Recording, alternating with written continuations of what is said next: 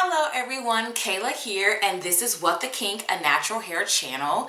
And today I'm going to share with you the techniques that I use to get my braid outs. Every single braid out that you have seen on my Instagram typically is where I share non-wash and go stuff.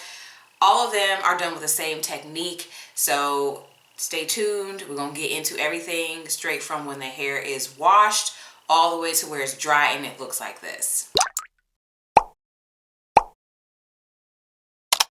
So let's start this thing off where my wash day ends, and that is where I'm washing the conditioner out of my hair. I'm going to wash the conditioner out of my hair completely, and I'm going to then twist it into small sections. Well, not super small, but I'm trying to at least pre-section my hair somewhat in preparation for the braid out that is coming. I am not putting any product on my hair because I know someone is going to ask. I like to air dry my hair in these twists with no product for a little while before I come back and do the braid out.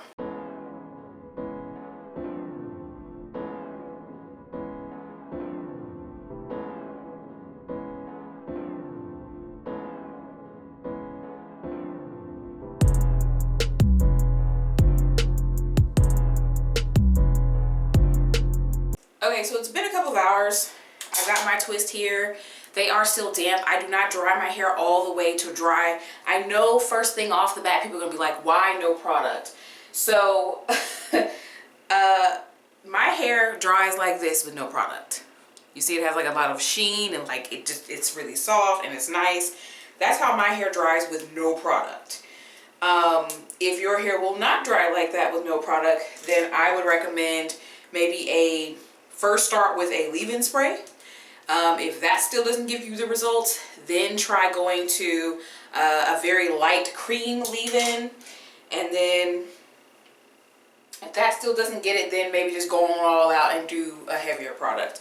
But the reason why I am going for no product is because this is very reminiscent of the roller set girls, okay? Roller set people tend to not really put a lot of product on their hair. They tend to mainly use a styler or like some serums or something like that. So that's kind of what we're doing here, is very much like a roller set to get it to set. So I'm going to take this very bottom twist, and I have 4 twists in the back. And I am going to start to bring in the product now. So to do my braid outs, I use foam, okay? Not all foams are created equally. I feel like some of them do leave people's hair like dry and crispy and whatever. But I find that for me personally, this pattern, Curl Mousse, gives really good hold, but my hair doesn't feel like trash when I use it. So that's why I like to use it. So I'm gonna go ahead and take this down. I don't have as much hair at the nape. My hair is like not super thick at the nape. So I typically only do 1 braid at the base. But as you can see, this is what my hair comes out like with no product. So, all right, so I'm going to do a pump or 2 of this Curl Mousse. Okay.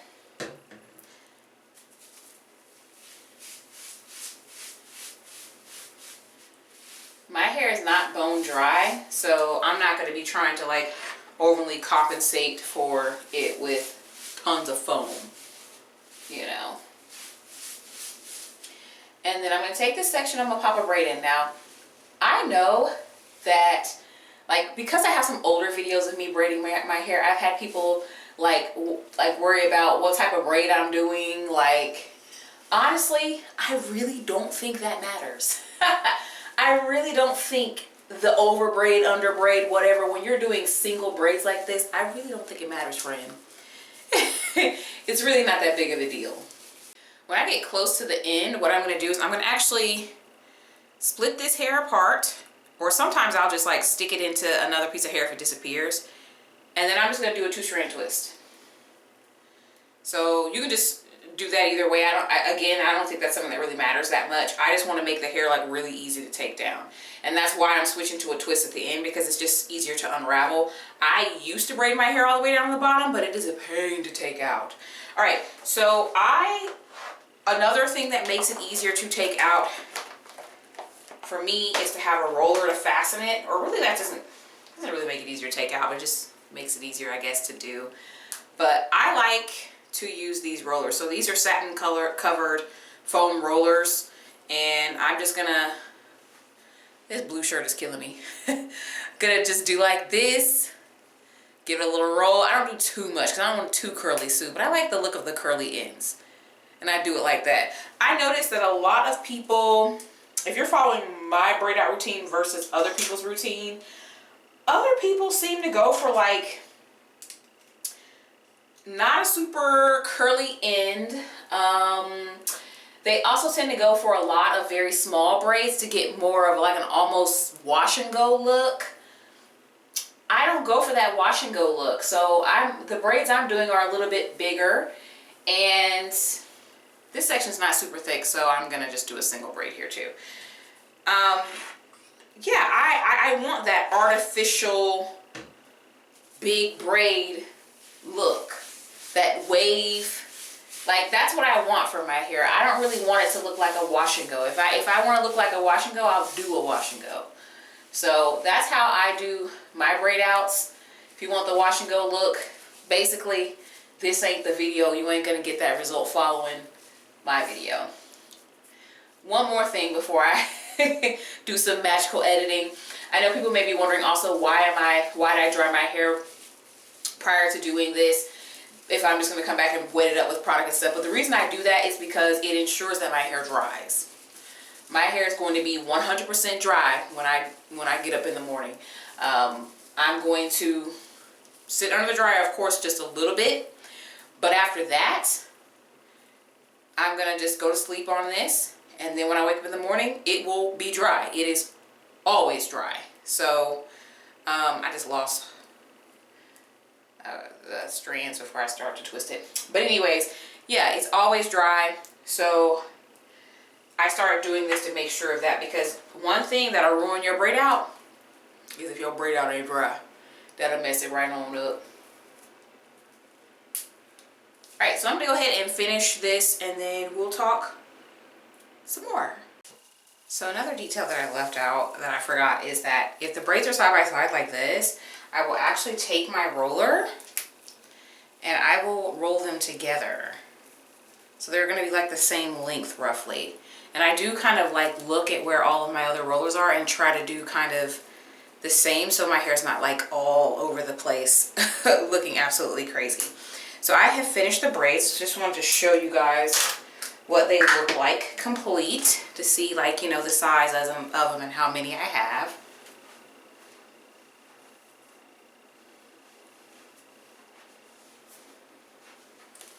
Boom. So I'm gonna sit under the dryer for a little bit. I usually will do like maybe 30 minutes or so with the regular heat that I would normally use, and then I turn it down and do a little extra time.